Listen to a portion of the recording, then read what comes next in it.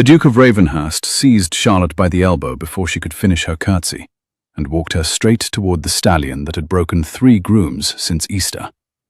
She did not pull away. She did not speak. She let him march her across the gravel of the upper yard, past the open mouths of the dairymaids, past the head groom's frozen hand on a halter rope, past the wide blue eyes of the boy who was supposed to be sweeping. The skirt of her plain grey dress was wet to the knee from the morning grass, and her white apron strings bore 3 stitched repairs. Her pale gold hair had escaped its pin near the temple, and the loose strand brushed her cheek as he marched her forward. She was 26 years old, ivory-skinned and travel-weary, and she did not look like a woman about to be humbled. She looked like a woman calculating which fence she would clear first. Tempest rolled the white of one eye at them and laid his ears flat to his neck. He stood 17 hands at the shoulder, the deep glossy black of polished obsidian, with a star like a dropped lantern between his eyes. He had thrown the Duke's best rider at the Easter trials and broken the man's collarbone in 2 places. He had refused saddle, bridle, and farrier in any combination since. The head groom, Mr. Holloway, had spent the past 4 mornings trying to convince his lordship to sell the animal to a circus before he killed someone proper. "You will mount him," the Duke said. He had not yet released her elbow. "My lord." "You will mount him, Miss Merritt, and you will hold your seat for 1 full circuit of the yard, and at the end of that circuit you will dismount, and you will tell every soul on this estate that the wisdom of stable boys is no concern of housemaids. Do you understand?" It was not a question. Charlotte Merritt looked up at him. Theodore Kane, 8th Duke of Ravenhurst, was 28 years old and had the height and breadth of a man who had spent 2 seasons hunting in the Highlands and the rest of his time outdoors with horses. His coat was a deep indigo wool, his cravat the color of cream, and his hair the dark, warm brown of a chestnut soaked in tea. He had a jaw a sculptor would have argued over. He had the kind of grey eyes that looked clear from a distance and went storm-coloured when he was angry, which he had been since approximately 7 o'clock that morning, when his steward had reported overhearing a kitchen maid telling a stable boy that the colt called Hercules had a throat infection coming on and ought not be worked. The colt called Hercules had developed a throat infection by noon. The Duke had not slept all night. He had paced his library at dawn. He had decided that whatever the maid was, she was not staying in his household to make a fool of his stable-master and his head farrier and his master of horse, all of whom he paid handsomely to know more about his animals than a girl with a scrubbing pail. He had decided to humble her in the only currency she appeared to traffic in. He had not slept enough to think the plan all the way through. "My lord," Charlotte said again, and her voice was not the voice of a woman about to make a scene. It was a low, quiet voice, almost gentle, with a clean Yorkshire vowel beneath the polish. "If I mount him in this skirt, I will tear it, and the housekeeper will dock my wages." "I will pay for the skirt." "Then I shall require a leg up, my lord. The stallion is too tall for me to spring." He stared at her. He had been prepared for tears, fainting, a flat refusal. He had even, somewhere underneath the anger, half hoped for a flat refusal. He had not been prepared for practical questions. He found that he had nothing in his mouth that could be released as a sentence, and so he set both his hands at her waist and lifted her, and her hands closed on the stallion's mane as she settled astride. She did not arrange her skirts. She did not adjust her grip. She did not reach for the reins, which were dangling unattached from a snaffle that had not yet been buckled. She simply settled her weight, all 8 stone of it, into the small of the great black animal's back, as if she were settling onto a chair by the kitchen fire. She breathed out once, slowly, through her nose. Tempest's ears came forward.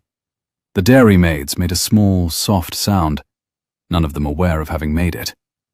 Charlotte leaned, almost imperceptibly, towards his right shoulder. The stallion turned. He walked. He walked the perimeter of the upper yard at a measured walk that any drilling sergeant would have wept to see. His great black neck arched, his ears twitching at the rhythm of her quiet body. She made a click with her tongue at the cobbles. He picked up a long-paced trot. She closed her left knee a hair tighter. He balanced. She drew the smallest breath. He halted, exactly at the Duke's boots, and lowered his head and breathed warm into the Duke's lapel. Charlotte slid down. Her skirt did not tear. She had taken it up neatly under her sash before he had even thought to look. She handed him the strand of mane she had been holding, the way a child hands a sweet wrapper to its mother. "My lord," she said, "I beg leave to return to my duties. The first floor still wants polishing, and cook will be looking for me at past. She curtsied. She walked, exactly as straight-backed as she had walked out, towards the kitchen door. The Duke of Ravenhurst stood in the cold spring sunshine with the breath of his unrideable stallion soft on his cravat, and watched her go, and discovered that the burning sensation under his collar was not anger anymore. He could not, just at that moment, identify what it had become. Mr. Holloway found his voice first. The head groom asked, very carefully, whether his lordship would like the stallion put up. The Duke did not answer. He set his hand on Tempest's neck instead. The stallion did not flinch. The stallion, in fact, leaned slightly into the touch, the way a hound leans against a knee. The Duke had owned him for 2.5 years, and the stallion had never leaned into anything in his life. The Duke recovered himself enough, after a long pause, to issue 2 quiet instructions. He wanted every account of every household servant hired in the last 12 months brought to his study before luncheon. He wanted not a word of this in the village. The head groom looked at the dairymaids, who were already vanishing back into the dairy with the hectic energy of women who had a great deal of news to deliver before the bells rang noon. He looked at the wide-eyed sweeping boy. He looked at the kitchen door, which had just closed behind a small, straight-backed maid in a wet grey dress. He inclined his head, with the gentle resignation of a man who had been managing horses for 40 years and had accepted, several decades ago, that he could not manage gossip, and undertook to do what he could. Cook did not shout. Cook never shouted. Cook simply set down the wooden spoon with which he had been beating eggs and looked at Charlotte over the rims of her spectacles for the precise length of time required to make a kitchen of 7 people go entirely still. She informed Charlotte, in her most measured voice, that there was a story being told in her still room which she did not propose to repeat in front of the undercook. There was a further story being told in the dairy, which had already reached the pantry and the laundry, and, as of 3 minutes ago, the gardener's boy. There was a third story coming up the back corridor on the legs of Mrs. Thane the housekeeper, and Mrs. Thane the housekeeper, Cook observed, was not a woman she proposed to keep waiting. Charlotte stood with her hands folded over her apron and her eyes a polite half-inch above Cook's left shoulder. She replied, levelly, that his lordship had asked her to ride a horse. She had ridden the horse. She had come back to polish the first floor. Cook, who had buried 2 husbands and a son, and had run a kitchen in every great house between Carlisle and York, looked at Charlotte for a long, quiet second. "Polish the first floor, Miss Merritt," she said at last. "Begin in the long gallery. Do not, under any circumstances, walk past the open door of his lordship's study. There will be a hot dinner waiting at 4. And Charlotte!" Cook paused over the eggs, and the kitchen paused with her. "Whoever you were before you came here is no business of mine. Polish well." Charlotte allowed herself, for the first time that morning, a small, private pulse of feeling somewhere behind her sternum. She inclined her head. She fetched the beeswax and the soft cloths and the long-handled brush from the still-room cupboard, and she went up the back stairs to polish the long gallery, and she did not allow her hands to tremble even when she was alone. The long gallery at Ravenhurst was 140 feet long. It ran the length of the south wing and held the family portraits and a yellowing parquet floor that smelled, when warmed by the spring sun through the tall sash windows, exactly the way she had smelled childhood. Beeswax, dust, lavender from the linen press across the corridor, and the faint mineral cool of stone behind the wainscot. She knelt at the south end. She set out her cloths. She began at the skirting and worked her way up. The morning light fell in long, lemon-coloured rectangles across the floor and broke against the ankles of the gentlemen in the portraits, who watched her without comment. Some of them, she thought, would have been displeased to see a maid in this gallery polishing badly. None of them, she suspected, had ever met a maid in this gallery polishing well. She did not yet know that the Duke of Ravenhurst was, at that moment, watching her cross the inner court from the window of his study, and that he had set down a glass of brandy he had not poured for himself, and that he had been standing at that window for the past 40 minutes, with an expression on his face that his valet, who had brought him a fresh cravat at 2:20 and had withdrawn, unnoticed, had decided not to disturb. He summoned her at 3 in the afternoon. She came in her plain grey, her apron freshly tied, the smell of beeswax under her nails. The study was high-ceilinged and lined with horse paintings, stubs at the south wall, a marshal hunter over the mantel, a small unsigned watercolour above the desk that she recognized at once and chose not to look at twice. There was a fire, there was a tea tray, there was a single chair set on her side of the great mahogany desk, which she did not sit in, because no maid sat in the presence of her master. The Duke did not ask her to sit. He had not yet decided whether he wanted her on her feet or in his lap, and the second of those thoughts was a thought he had not asked permission of his own brain to have. He let her stand in the warm silence for a long moment before he spoke. The clock on the chimney-piece marked 3:30 with a small, flat strike. A coal shifted in the grate.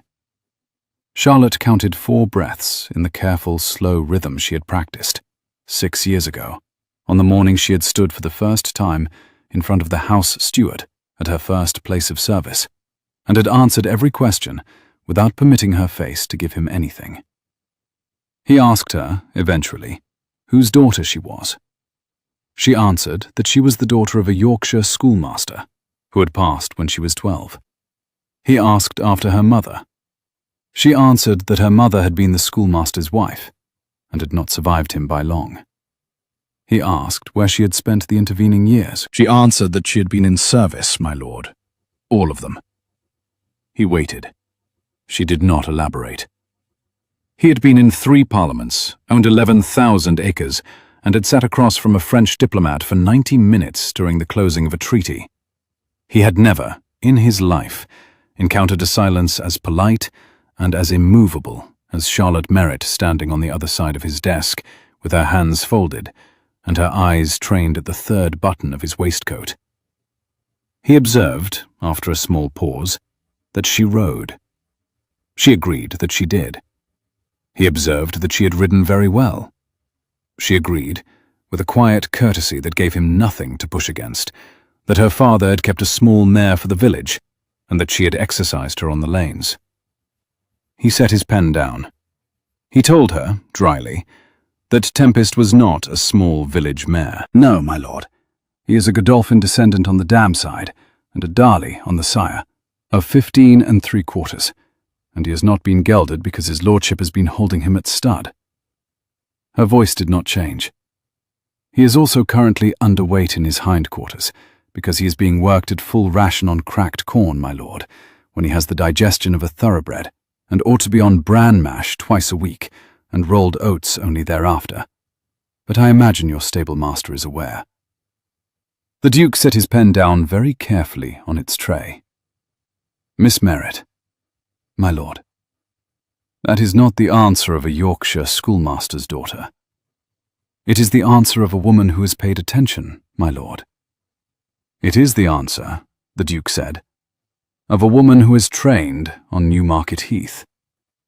She did not answer. Miss Merritt. My lord, I beg you will let me return to my duties. The 3rd floor has not been done since Lady Day. You will answer me. I have answered you, my lord. I have answered every question you have asked.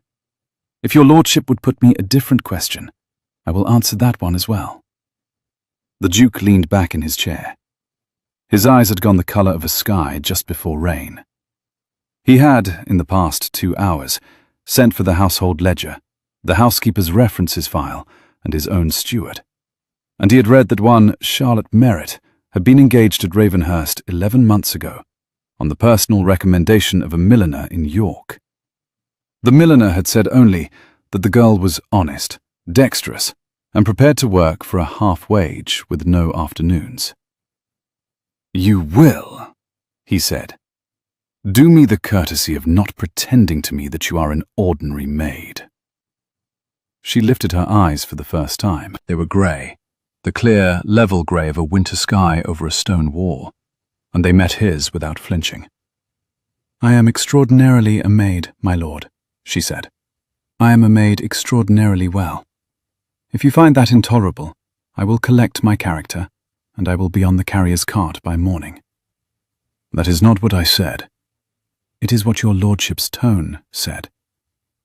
A small, hot silence stood between them across the broad, polished mahogany. The Duke did not move. Charlotte did not move. The clock on the chimney-piece ticked through 20 seconds in which neither of them looked away. He was the first to lower his eyes, to the open ledger on his desk, to a name in the third column that he had been staring at for 20 minutes without absorbing.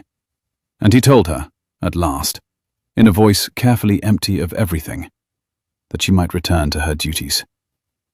She curtsied. She withdrew. The door shut very softly behind her, and the Duke listened to the soft retreat of her steps along the long, carpeted gallery for as long as he could distinguish them, and then, somewhat longer. And then he set both hands flat on the desk and bowed his head. The Duke of Ravenhurst sat for a long time looking at the painting above his desk, which was a watercolour his old master, the late Henry Merritt of Newmarket, had given him on the occasion of his first colt to a winning post. It was a study of a dappled grey foal with a white star, drawn from life in a north paddock at first light. The signature in the corner was a child's looped C, Merritt. His master had had a niece. He remembered her now. He had met her once when she had been 12 years old and serious, in a pinafore with horsehair on the cuffs. He sat with his hand over his mouth, and the cold spring afternoon went very slowly past his window. There was a child at Ravenhurst. She was Lady Beatrice Kane, 10 years old, the orphaned daughter of the Duke's late brother, and she had appointed herself to Charlotte's company within 14 hours of Charlotte's arrival the previous spring.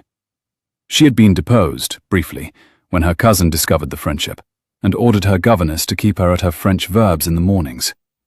She had been reinstated within a week, because Lady Beatrice Kane, at 10 years old, already had the political instinct of a duchess, and the persistence of a pony with an unbarred door. She found Charlotte in the long gallery at 4:30, with the polishing cloths. She had ridden Tempest, Beatrice announced, without preamble, without greeting, the way she announced most things. She would not be told otherwise, since the second housemaid had told the first housemaid, and the first housemaid had told Miss Pritchett, the governess, and Miss Pritchett had told the boot boy, and the boot boy had informed Lady Beatrice at 12 minutes past noon. Charlotte said quietly that she had been instructed not to speak of it. Beatrice asked by whom. Charlotte said by Mrs. Bickle. Beatrice waved this aside as a matter of the gravest unimportance. Cook did not signify. She, Beatrice, was the Duke's ward, and Charlotte was her friend, and Charlotte had done a great and historic thing, and she required to be told whether her cousin had been an ass about it. Charlotte set the cloth down. She knelt on the rug and tied Beatrice's left bootlace, which had been undone for some time and had been distressing her dignity considerably. "His lordship," she said carefully, "has been a duke about it." Beatrice translated this with the unsentimental clarity of a child, which meant an ass. She wished to know whether Charlotte had done it on purpose. She clarified before Charlotte could ask. Had she ridden the stallion on purpose, knowing that she would humiliate him in front of all his stablemen, and that he would be looking out of his window at 3 o'clock, thinking that he had behaved very poorly indeed? Charlotte tied the second lace. She straightened. Beatrice's face was small and serious and intelligent, and dirty in the particular places along the jaw that 10-year-olds favoured for getting dirty. She had ridden the stallion, Charlotte said, because she had been told to ride the stallion. She was paid by his lordship to do as she was told. Beatrice, untroubled by the metaphysics of the answer, observed that Charlotte was paid £8 a year and that her cousin could double it tomorrow. Charlotte agreed that he could.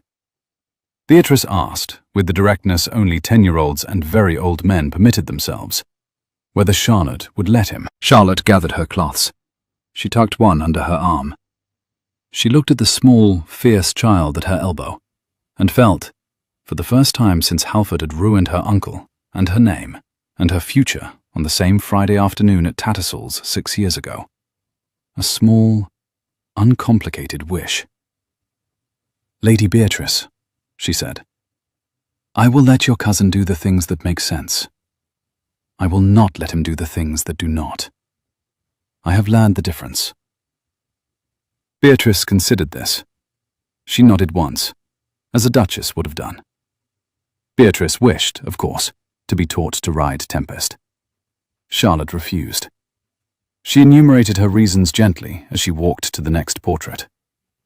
Tempest was not a horse for a child. She herself was not a riding mistress. If his lordship caught her at the lesson, he would dismiss her. And she had developed, over the past 11 months, a fondness for her £8 a year. Beatrice considered this. She would ask her cousin for a proper riding mistress then. Charlotte agreed that this was a very good plan. Beatrice added that she would ask after dinner, when he had had a glass of port and was in a better humour. Charlotte replied that this was strategically considered. "Merritt?" "My lady?" "He likes you, you know." Charlotte's hands closed on the polishing cloths. "Lady Beatrice, your cousin has not yet decided what he thinks of me. It would be improper of me to have an opinion in advance of his lordship's." "He likes you," said the small, dirty, serious child, "because he could not stop looking out of the window for the whole morning." She was in the stables at first light because she could not sleep. She had lain awake in the small, dim room above the kitchens that she shared with a chambermaid named Annie and a kitchen maid named Bess, listening to Annie's slow, regular breathing and the ticking of the iron bedstead and the small, wet ticking of an early rain on the slate above her head. She had thought of her uncle. She had thought of her own hands. She had thought of the Duke's hands at her waist, lifting her, and of how lightly he had done it, as though her weight had not surprised him. She had thought of his eyes going storm-coloured in the courtyard, and of his eyes immediately afterwards going still. She had thought of the colt called Hercules and his fevered nostrils. At 3 o'clock she had given up. At 3:15, she had pulled on her dress and her stockings and her boots in the dark, careful not to wake Annie, and she had taken the back stairs in her stockinged feet and put her boots on at the bottom. It was the kind of dawn the Yorkshire dales gave grudgingly in late April. A slow blue hush over the wet hay, a cold hush in the rafters, the smell of clean straw and warm bran, and the low, contented groan of a stall door working on its hinges. Somewhere in the high beams, a barn owl that had not yet retired turned its great pale face and watched her come in, and decided, after a private deliberation, that she did not signify. Charlotte was meant to be 3 floors away, polishing the morning room grate before cook came down at 5:30. She had, instead, walked down the back stairs in her grey dress and her oldest boots, and she had let herself in through the side door of the stable block, and she had gone to Hercules's stall, because the colt that had been brewing a throat infection yesterday morning would, by now, be running a hard fever. He was. She could hear it in his breathing before she saw him. The low, rasping pull and the small wet click at the back of the throat that meant an inflammation had passed from the ducts into the airway proper. She did not need to put her hand to him to know. She let herself in. The colt knew her. She had been quietly leaving him a half-handful of cooked linseed every other afternoon for a month, on her way back from emptying the slop pail. He pressed his fevered nose into her shoulder and let her open his mouth, and his throat was as red as a coal, and his glands were the size of plums.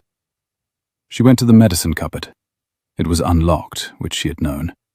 She made up a steam, boiling water from the small stable forge stove, eucalyptus oil from a brown bottle, a fistful of dried thyme she had set by herself last September, and a dose of belladonna in 12 drops of brandy, because Hercules's pulse was running thready under his jaw. She covered him with a clean blanket. She set the bucket of steam under his nose and held a sack tented over his head and her own. She was crouched there, breathing in the eucalyptus and the warm horse and the wet straw, when a man's quiet voice spoke behind her in the stall door. "Miss Merritt." She did not jump. She finished what she was doing. She did not lift the sack until she had counted to 30, and Hercules's nostrils had stopped flaring. The Duke of Ravenhurst was in his shirt sleeves. She had never seen him in his shirt sleeves. He had clearly come straight from his own bed. His hair was uncombed. His cravat was nowhere to be seen. The linen of his shirt was open at the throat and had a fold across the breast that suggested he had pulled it on without troubling his valet. He had a glass of brandy in one hand, because he had not yet been able to face the morning sober, and a riding crop in the other, because he had been on his way to Tempest. He looked, Charlotte thought distantly, less like a duke and more like a man. He asked her, in a voice tightly held, what in God's name she was doing. She told him, evenly, that she was steaming Hercules. The colt was running a throat infection, the same one she had mentioned to the stable boy the previous morning. He observed that she was dosing his colt with belladonna.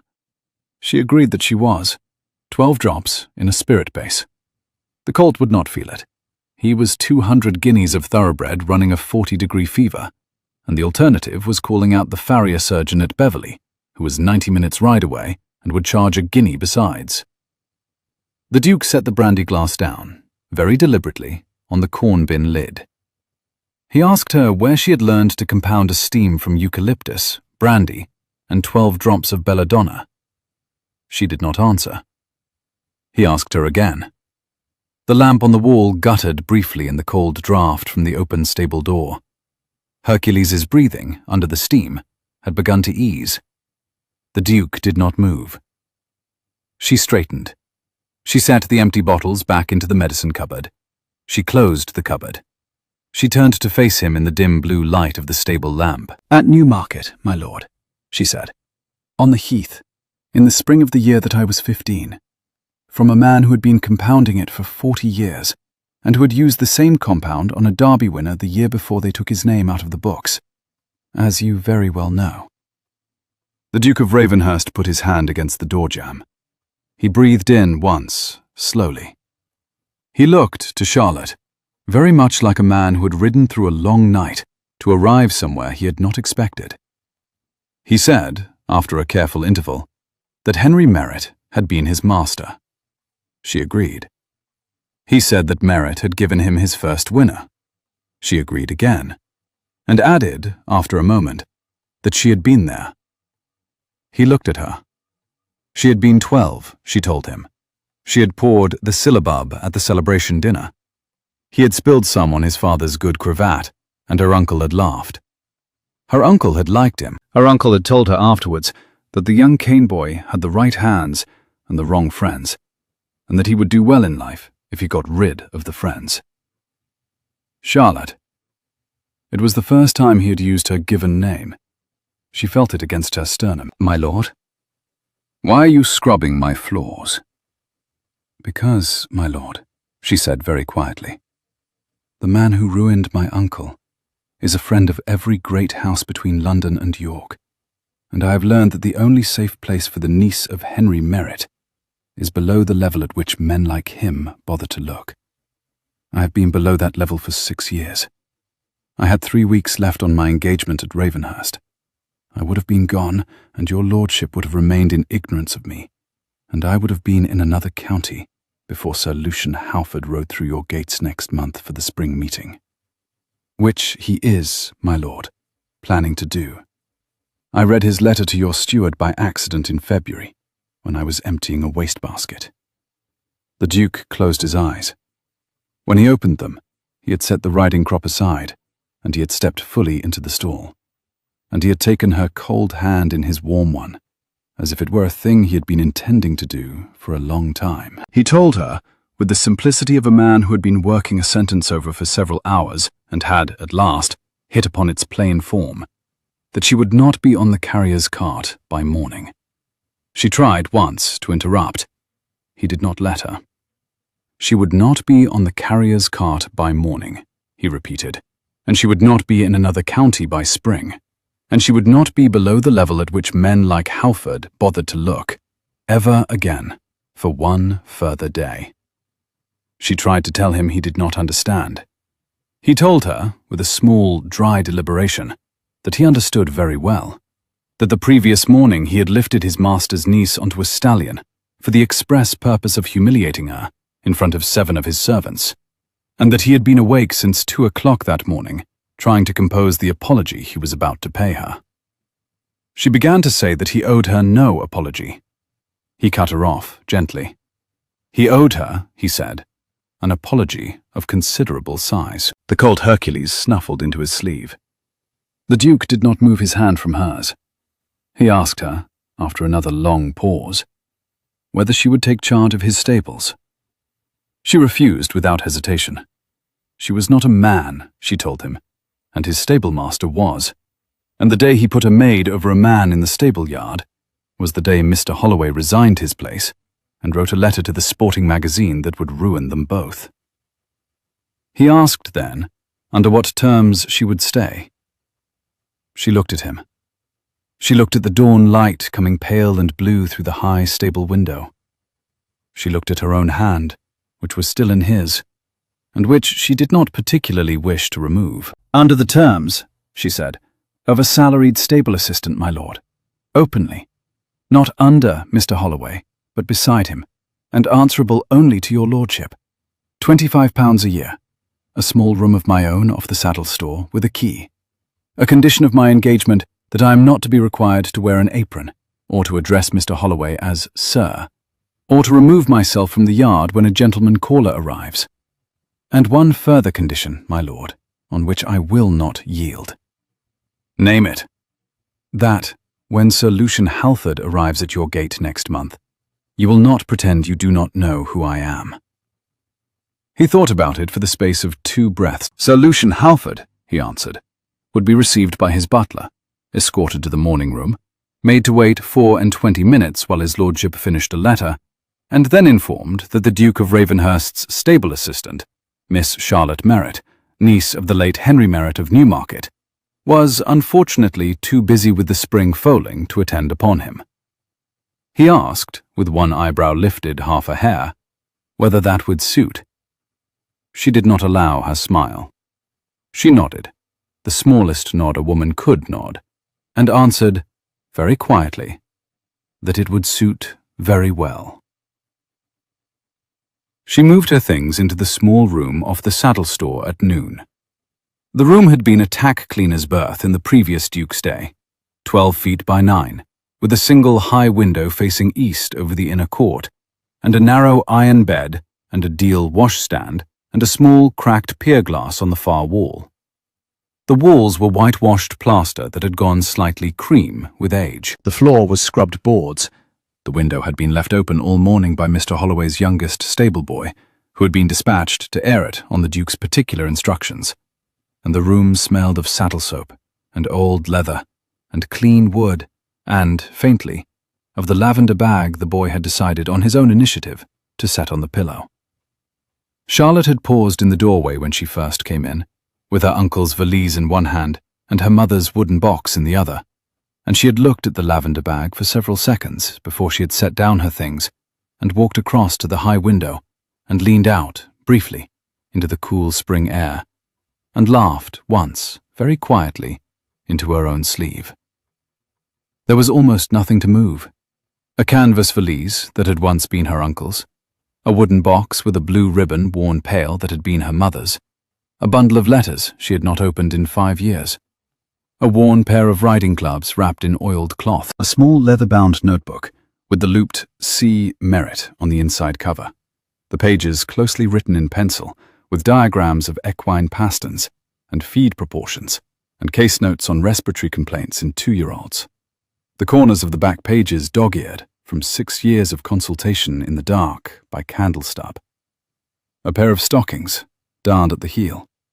A clean apron she did not, on consideration, intend ever to put on again. Lady Beatrice helped. Lady Beatrice was not very useful at carrying, but she was extremely useful at moral support, and at talking the housekeeper into letting Charlotte have a second blanket from the linen press. "You look different, Merritt." "I look the same, my lady." "You are not in your apron." "I have been told that I do not have to be." "You are wearing an emerald shawl." "It belonged to my mother, my lady." Beatrice considered the small room with its narrow bed and its single window over the inner court, and its smell of saddle soap and warm leather. "It is a very small room, Merritt." "It is a very fine room, my lady. It has a key." "My cousin," Beatrice said, in the tone of a child considering a serious diplomatic question, "has had a box of books sent up from the library. He says he supposes you have been too long without a Stubbs, and he hopes you will accept the loan of his volumes." He had said it, Beatrice reported, to Pritchett. Pritchett had told the second footman. The second footman had told Cook. Cook had told her. Charlotte observed dryly that he had not, by the strictest accounting, said it to anyone, and that the entire household, nevertheless, knew. Beatrice agreed, in the satisfied tone of a child who had explained an obvious matter to a slightly slow adult. Charlotte set her uncle's valise on the foot of the bed. She set the notebook beside it. She set the leather gloves on top, where she could see them. The light from the high window was the cold, clear blue of an April afternoon, and it fell across the spines of the small box of books that the Duke had had carried up to her room. Stubbs, Marshall, Beringer on horsemanship, an old, much-thumbed copy of Bracken on equine veterinary medicine, and one volume she had not seen in 6 years. Her uncle's own privately printed Notes on the Conformation of the English Thoroughbred, the spine cracked from his own thumbing, the flyleaf inscribed in his own hand.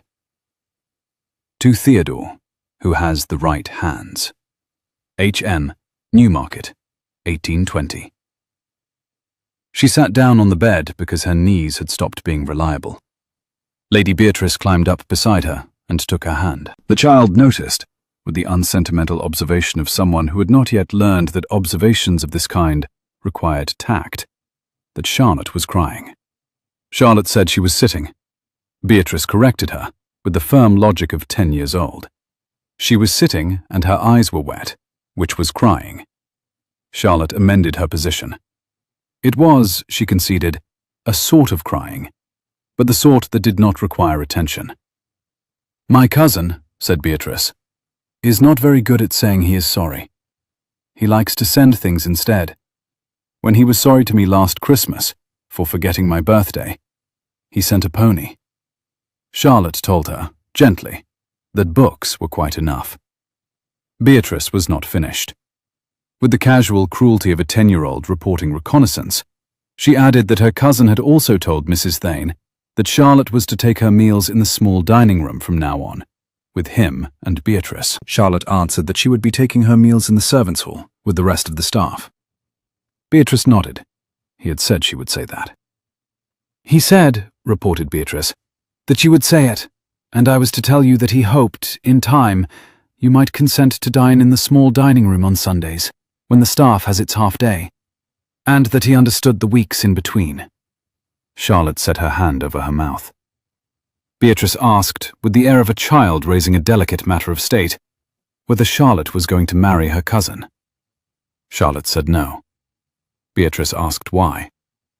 Charlotte considered the question with the seriousness it deserved, and answered, because he had not asked her, and because if he had asked her, she would have told him that he was an ass who lifted maids onto stallions, and because she had a great deal of dignity to recover before she would accept a proposal from any man whatever, and because she was not finished being a stable assistant yet. Lady Beatrice considered all of this with the gravity of a small judge.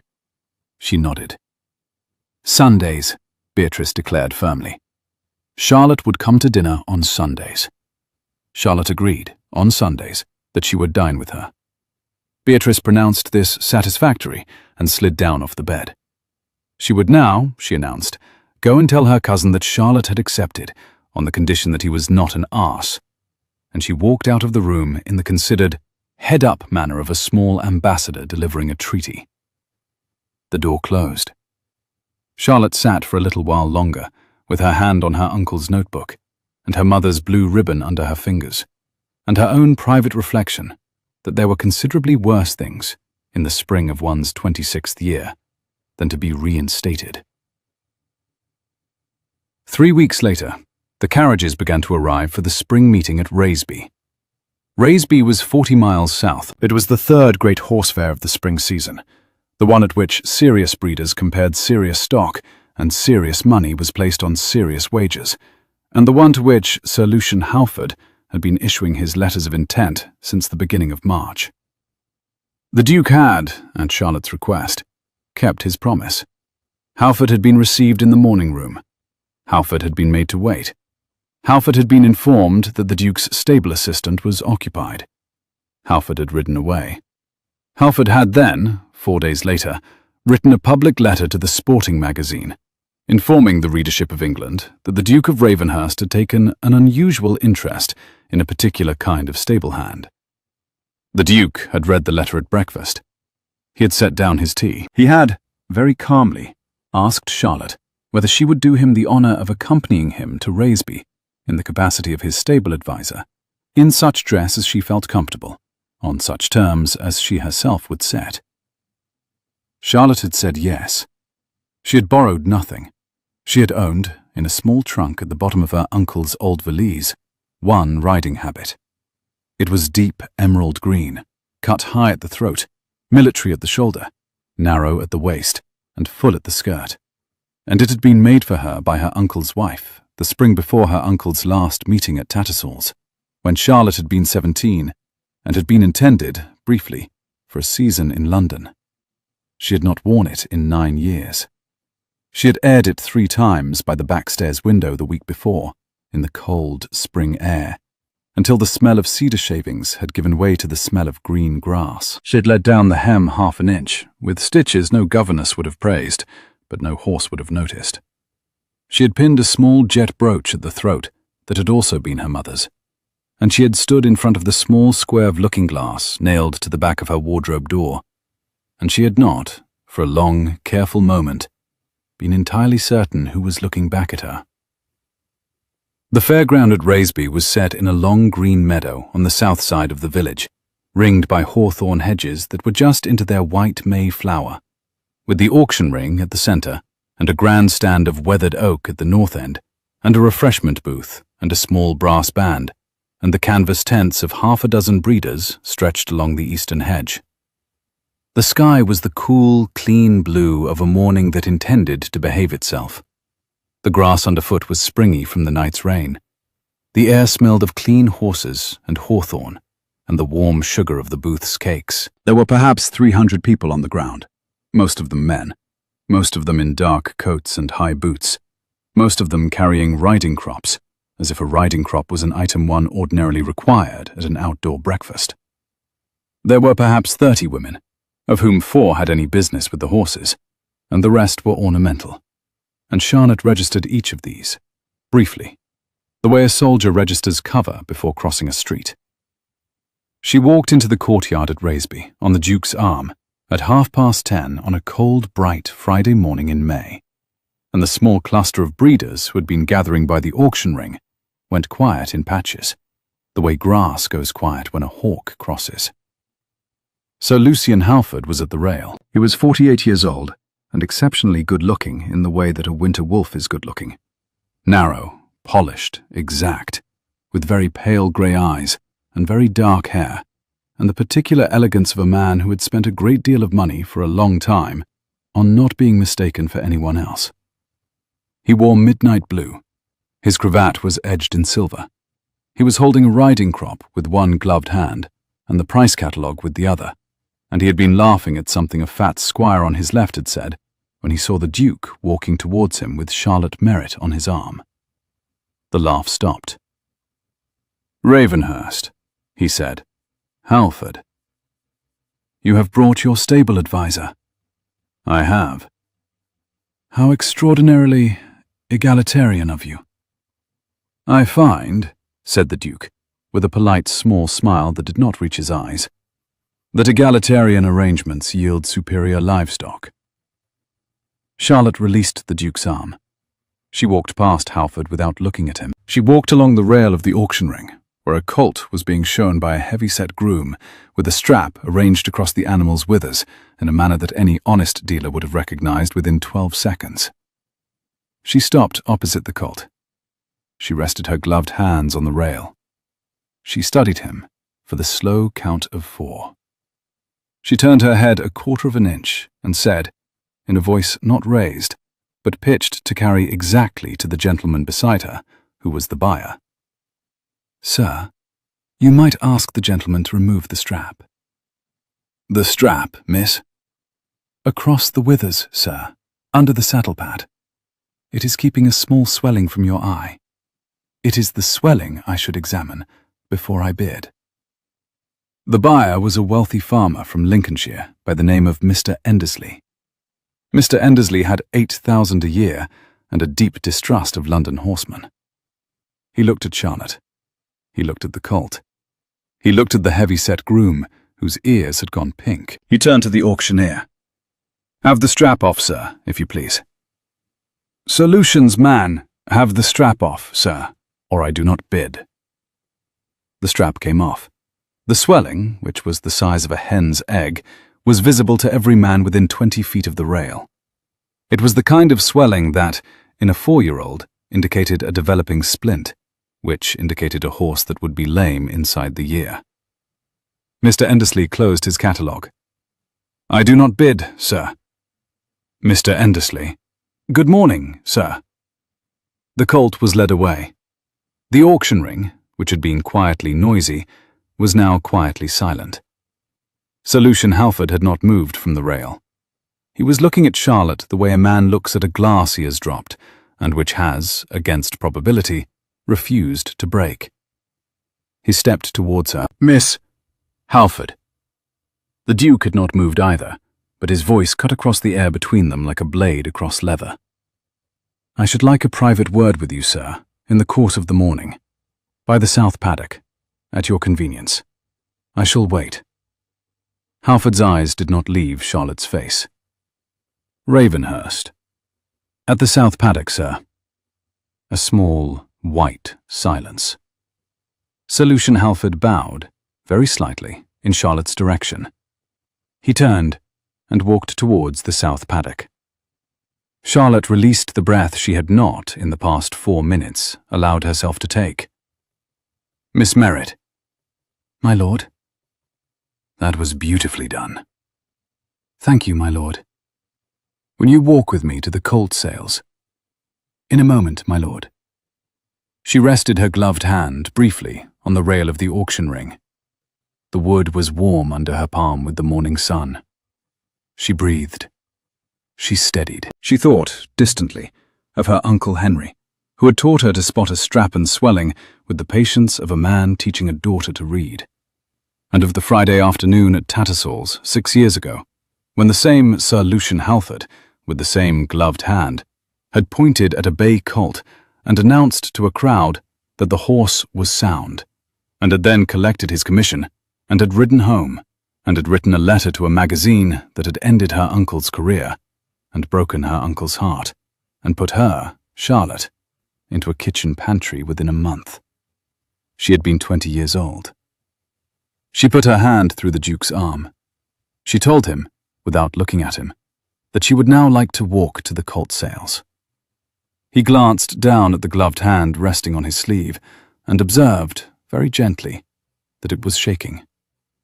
She agreed, in a voice that did not change, but it was, and that it would not be shaking for very much longer. He set his other hand briefly over hers, the way a man steadies a flag in a small wind, and told her to take what time she needed. She thanked him with a half incline of her head. Halford caught her in the hour before the dinner bell. She had stepped away from the auction ring to find a glass of water at the small refreshment booth that had been set up by the grandstand. The Duke had gone to greet an old friend from Cambridge and had been delayed by the fat squire, who had cornered him about a brood mare.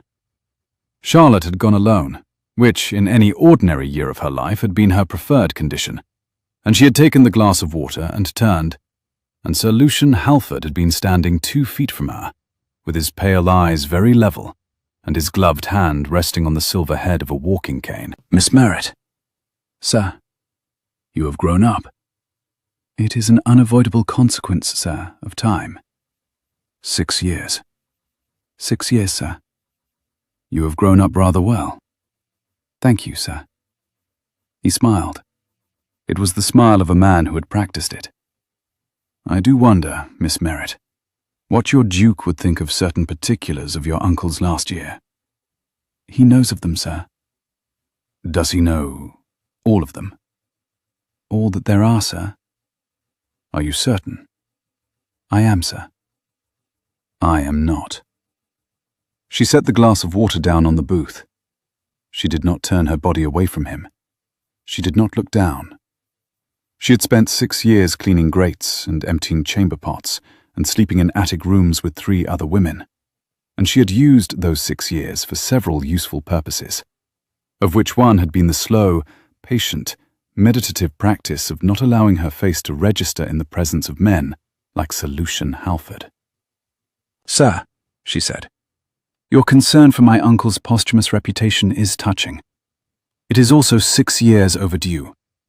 If your lordship has anything material to add to the public record on the events at Tattersall's in the spring of 1820, I suggest you write a letter to the sporting magazine, as you so successfully did before." "Miss Merritt." "Sir." "I could finish you with a sentence." "Sir," said Charlotte, "you finished me with a sentence 6 years ago. I have, since then, become quite difficult to finish." "Miss Merritt." It was the Duke. He had stepped between them, quietly, the way a horseman steps between 2 animals who are working themselves up to bite. He was not raising his voice. He was not, in fact, even looking at Halford. He was looking at Charlotte. "Miss Merritt, I have come to see whether you have eaten."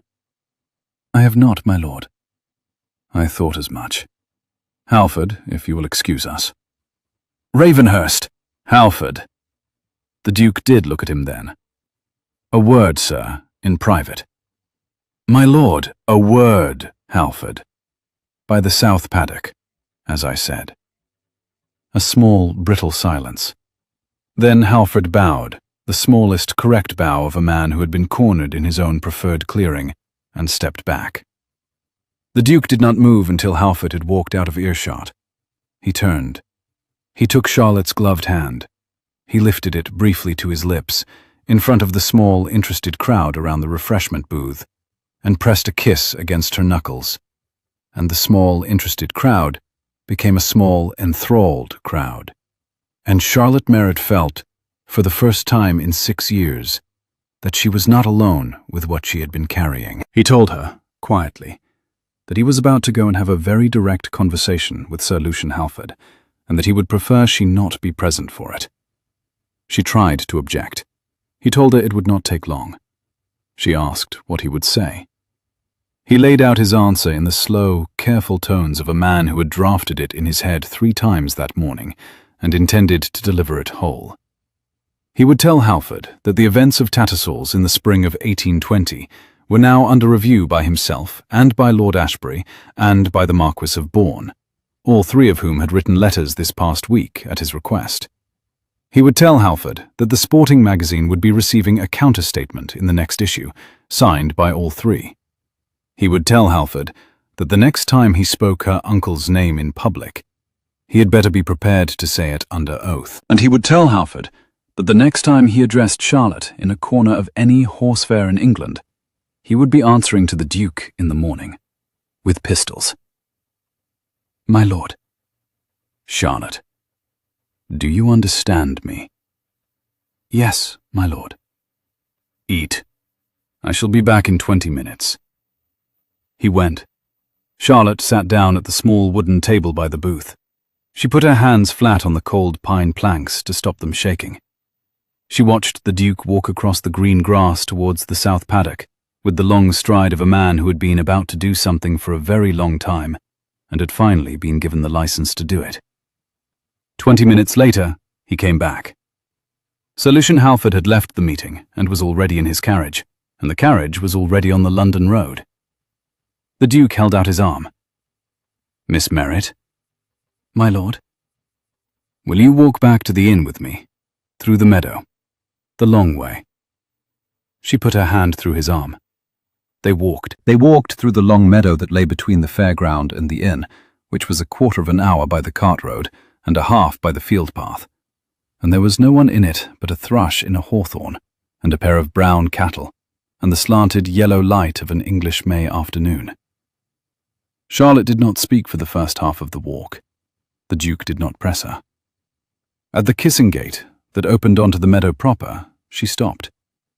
She told him, quietly, with one gloved hand on the wooden gate bar, that she had been quite calm all morning, and that she found, now, that she was about to stop being calm.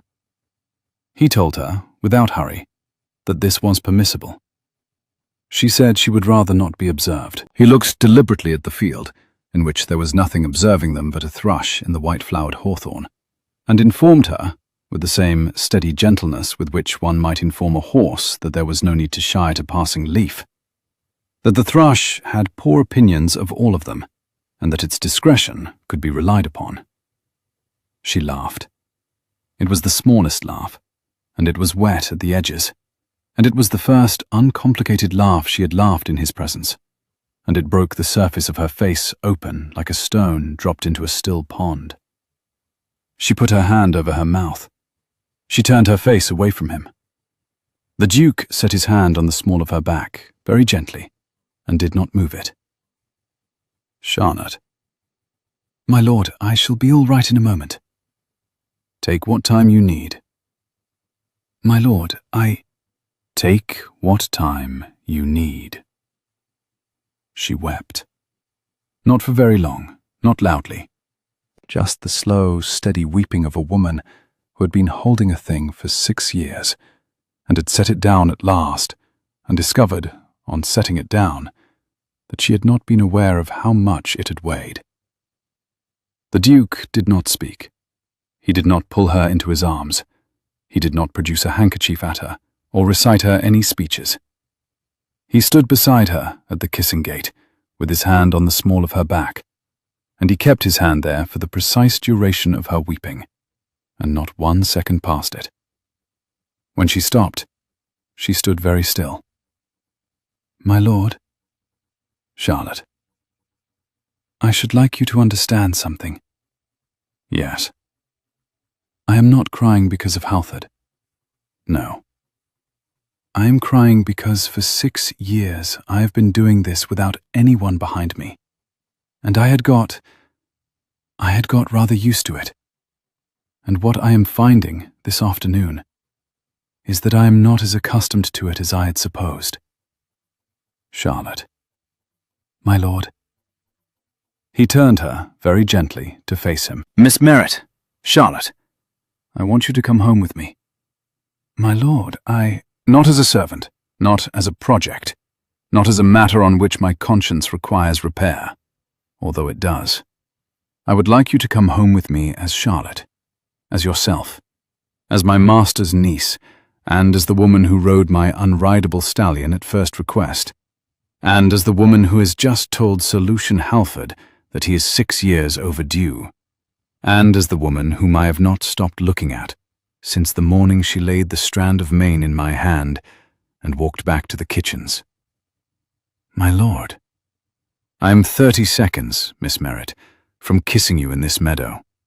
If you have any objection, this is the moment to raise it." She raised her face. The grey eyes met the storm-grey eyes. She thought, briefly, of her Uncle Henry, and of the wide blue April morning in the upper yard, and of the first laugh she had laughed in 6 years. And she said, "My lord, I have no objection whatsoever." He kissed her at the kissing gate, in a meadow in May, with the thrush watching from the hawthorn. It was the kind of kiss that, in audiobooks, you would not need described. A kiss restrained, charged, careful, and complete. The kind a man gives a woman when he's been quite certain about her for several weeks. and has, that morning, killed a man's reputation on her behalf, and arrived punctual at the next thing. She set her gloved hands on his lapels. He set his on the small of her back, where he had been keeping them anyway. The thrush in the hawthorn approved. When he stopped, she said, "My lord." He said, "Theodore." She said, "Theodore." He said, "Charlotte, will you marry me?" She said, "Not in this meadow." "Where then?" "At Ravenhurst, my lord, in the chapel, when the foaling is done, and Hercules has won at York, and my uncle's name is back in the magazine. And on certain conditions." "Name them." "That I shall publish a treatise in my own name on the training of 2-year-olds before the year is out." "Yes." "That I shall keep my room off the saddle store and a key to it, and that I shall be at liberty to retreat there for a half-hour any afternoon I please, without explanation." "Yes." "That my uncle's name shall be inscribed in the family chapel, alongside your own father's." "Yes." "That I shall be addressed by Mr. Holloway and by every man in the stables as Miss Merritt, or Mrs. Kane, or Your Grace, as the case may be, but never, in any combination, as Sir." "Charlotte." "And that, my lord." "Theodore." "Theodore, that, for at least the first year of our marriage, I shall be permitted to muck out a stall when I am cross with you, as an alternative to throwing things." The Duke of Ravenhurst, who was holding her by the small of her back in a meadow in May, with a thrush approving from a hawthorn, and a kissing gate at his elbow, and a horse fair in the distance, and the rest of his life ahead of him, began to laugh. He laughed for a long time. He laughed until he had to set his forehead briefly against her shoulder. "Charlotte Merritt." "Yes, my lord." "I love you." "I know, my lord." "You will say it back in your own time." "In my own time, my lord." "And in the meantime?" "In the meantime, my lord, you will buy me a small dinner at the inn, because I have not yet eaten." "Charlotte." "Theodore." "Yes, my lord." She laughed. She turned. They walked. It was September before she set it back. It was September because she would not be hurried, and because the foaling had run on through May, and because Hercules had to be brought back to fitness and run at York in July, and because the sporting magazine had taken until August to print the counterstatement, and because the chapel at Ravenhurst had wanted painting, and because Lady Beatrice had insisted on writing the order of service herself, and because Mrs. Bickle had refused to use any cake recipe but her own, and because the new understable assistant, formerly a kitchen maid, formerly Miss Charlotte Merritt, had been very busy indeed. She said it on the morning of her wedding. They were walking through the upper yard. There was a small brown foal in the paddock beside Tempest's box. Tempest was leaning over the half-door, his great black neck stretched out, and Charlotte was passing him a rough wedge of carrot, and Theodore was watching her. And she turned, and she said, "Theodore." "Charlotte." "I love you." "I know." "You are an arse." "I know that as well." "You lifted me onto a stallion in front of 7 people." "I did." "You may consider yourself," she said, "humbled in perpetuity." He laughed. Tempest crunched the carrot. The dappled foal in the paddock came up to her hand and nudged at her sleeve, and Charlotte Kane, who had been Charlotte Merritt, who had been the niece of Henry Merritt of Newmarket, who had been a kitchen maid at Ravenhurst 11 months ago, and who was at the present moment the new Duchess of Ravenhurst, set her warm hand against the bridge of her stallion's great black nose, and the bridge of his nose was warm in the September sun, and she looked at her Duke, and her Duke looked back, and somewhere in the dovecote, a thrush, possibly the same thrush, certainly a relative, sang 4 clear notes into the morning. Mr. Holloway, watching from the doorway of the saddle store, took off his hat and held it against his chest and said very softly to the small dappled foal who had wandered up to his elbow, "Aye, there she is." If you have ever been the woman the world overlooked, who knew exactly what no one had bothered to ask you, if you have ever quietly fixed something a far better paid man had missed, and walked away, and let the credit fall where it would, Charlotte's morning in the upper yard is for you. Tell me your favorite line in the comments. Was it the moment she went still in the saddle? Or the Duke standing in his shirt sleeves at the stable door at first light? And if you would like another story like this one, you know what to do. I shall see you at the next fireside.